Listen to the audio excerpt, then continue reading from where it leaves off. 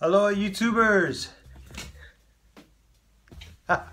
Doom143 here, and this is for Lars of the Long Box 1600 sub contest. Crazy 1600. I remember when I first started doing YouTube, and I was like, I hope I make 100. I really hope I make 100. And so to even think of 1600 is like mind-blowing. Huge congratulations. Definitely well deserve it. Thank you for this contest. You didn't definitely have to. Great prize, which is freaking awesome, phenomenal package that you're putting together.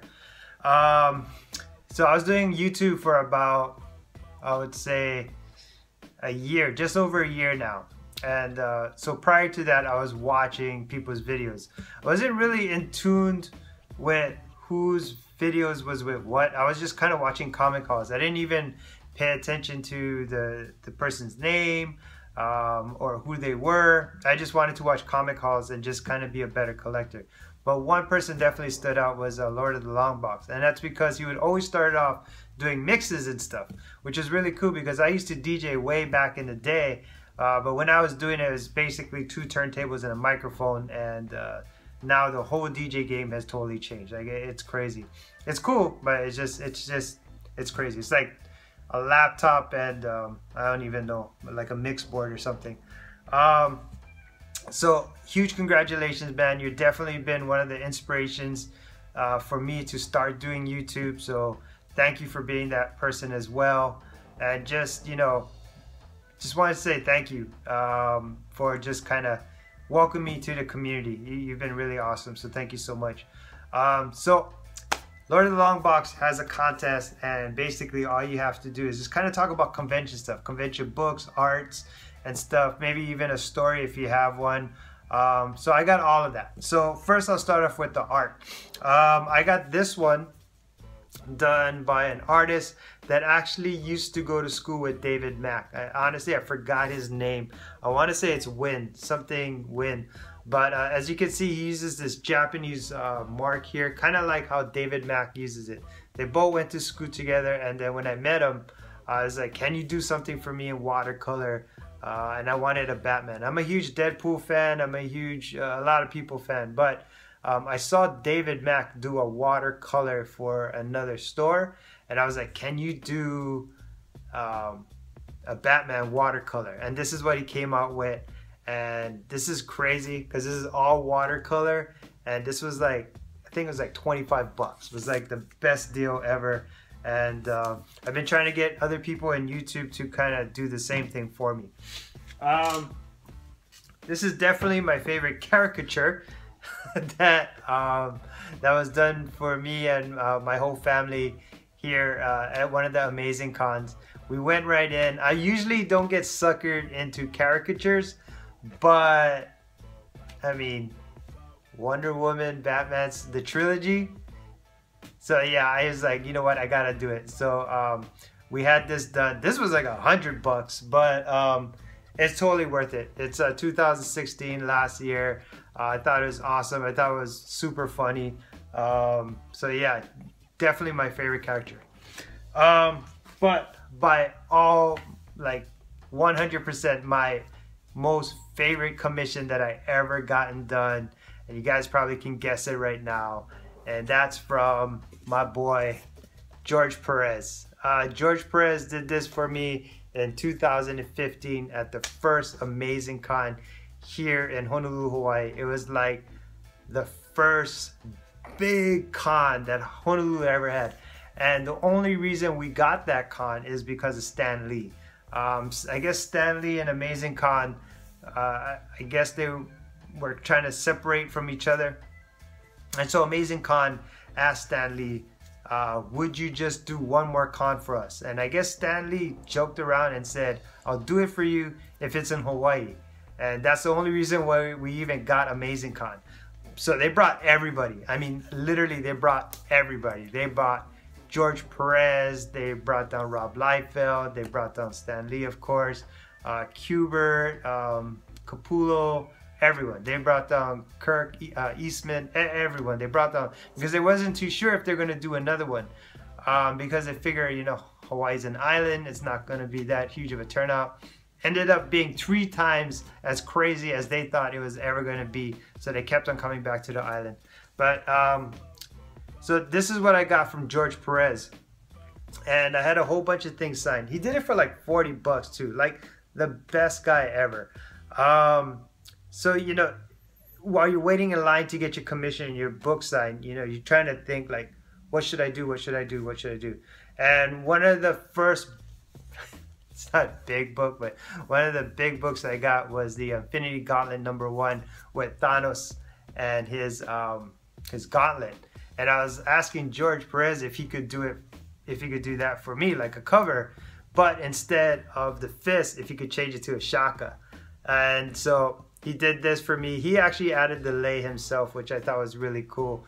And this has nothing to do with a convention, but I just found there's going to be a convention here, 2017, in August, Todd McFarlane. And I just found every year so far that I have a convention, I try to buy a convention shirt. So I think last year's convention shirt was a Star Wars one. It said like Jedi in the streets and Sith in the sheets. So that was like my con shirt. This is my 2017 con shirt. This is pretty sick. Super stoked to have it. When I found it, it blew my mind. But I think they got this idea from me, whoever did this shirt, but I could be wrong. All right, kind of referencing back to Stan Lee. So Stan Lee, you know, you bought the tickets, you wait in line, didn't know how any of this stuff, you know, really worked. I don't know anything about commissions or getting anything signed or whatever. CGC, I don't know any of that. All I know is I had 2 books that I was hoping Stan Lee could sign. One was my, and I'll show them to you. So I had 2 books I wanted him to sign. And so I paid $100 to have Stan Lee sign one of the books. But I was like, oh, maybe if I just give them $100 when I see them again, he'll sign the next book. And he didn't even charge me for the second one. He saw my son having the book in hand. Stan Lee just took the book and just signed it for him. So this is the book that so this is the book, and I'm actually okay with a 4.5 only because I actually haven't had this thing pressed yet. This book has not been pressed. It just got sent to CGC and that's it. But this is a book that I had Stan Lee sign, and check out that signature. The glare. Look how big that signature is. That's crazy, right? So yeah, really loving this signature. I heard Stan Lee's signatures now are really small, kind of jumbled together. You can't blame the guy. The guy's like 140 years old. But I got this one, nice big one, Hulk 181. I'm gonna have this sent back out and get it re-slabbed and regraded and repressed by CGC, because the only way you can keep the yellow label is if you have a CGC partner do the actual pressing for you. So yeah, but this is a non-pressed book, and so this was really cool. So the book that I was talking about that Stan just took from my son, because I wasn't too sure if, you know, how this whole thing worked, is this one here. So he took my Amazing Spider-Man 300 and then just signed it right there. Again, I didn't know anything about CGC or even really cared, because this is for my PC. Speaking of which, Todd McFarlane is coming down in August, so I'm gonna have him sign this too, and then probably just get it red labeled at CBCS, which is totally fine, because red label, it's not as good as the yellow label, but it's not as bad as the green label. So there you go, got this signature from Stan Lee. So that was pretty awesome. Stan Lee was really cool. You got to meet the guy for like 3 seconds. I mean, it is what it is. You spend more quality time with him if you take a picture with him, but conversations are just really quick. I mean, the guy meets a whole bunch of people, you know what I mean? Another big book that I got from a convention was my Giant Size X-Men. At that time he was asking for, I think he was asking for $460, and this is a 5.0. I talked down the vendor to maybe I don't know, 375 or 400. I forgot. It's been such a long time. But I've always wanted this book. I've always wanted Giant Size X-Men 1. Now, I still want X-Men #1, but I really wanted Giant Size X-Men because this is the team right here with Storm, Colossus, Wolverine, Nightcrawler. Like, this is the team that I grew up with when I started getting into comics and all of that stuff and started reading X-Men books. Like, this is the team that I knew. And so in fact, as soon as like the whole Gambit picture kind of came in, I was pretty much over it already. I was like, there's way too many mutants. I don't know what's going on. There's a New Mutants, there's Excalibur, there's these guys. It just got too frustrating for me as a comic collector. So I just love this team. But I've always wanted a Giant Size X-Men 1, and I can't believe I have one. It's only a 5.0, and maybe one day I'll upgrade. But at that time, I really wanted one so bad. I didn't care about the grade. The only thing I think I cared about was just the fact that it's very faded. Like, this is the color white here, obviously, and then this is not white. But I really wanted this book, and I cherish this book all the time.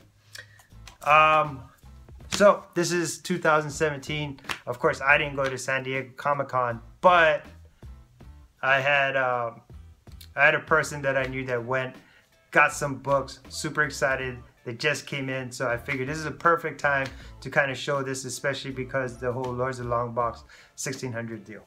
All right, so what I got, and this is the one I'm very excited about. I got the Edge of Venomverse signed by Greg Horn right there. I got this one. I got the Virgin cover for the same cover as that one, just a Virgin. I got this sick white suit Spider-Gwen done by Greg Horn.